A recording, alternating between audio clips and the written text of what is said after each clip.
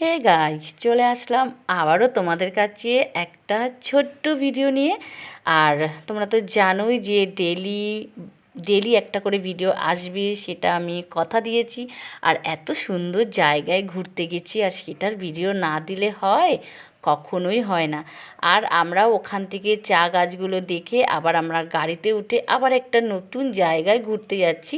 তারপর ওখান থেকে নতুন একটা হোমস্টেতে উঠবো। আর তিস্তা নদীর পাশ থেকেই যাচ্ছি, আর কত সুন্দর লাগছে সেটা তো তোমরা দেখেই বুঝতে পারছো।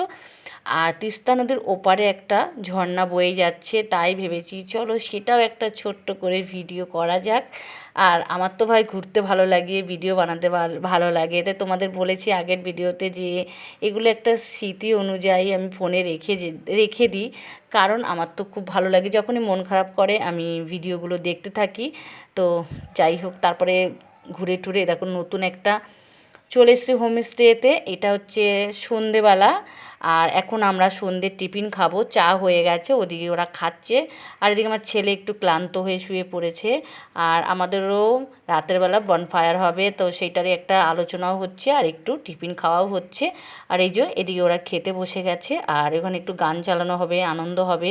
আর এখানটা এত সুন্দর যে তোমাদের কাছে এর পরের যে ভিডিওটা আসতে চলেছে সেটা হচ্ছে এখানের একটা যে মানে যেইখানে আমরা আছি এই হোটেলে, এই হোটেল বলি, যাই হোক কথা উল্টোপাল্টা হচ্ছে, হোমস্টেতে আছি সেটার একটা ভিডিও আসবে।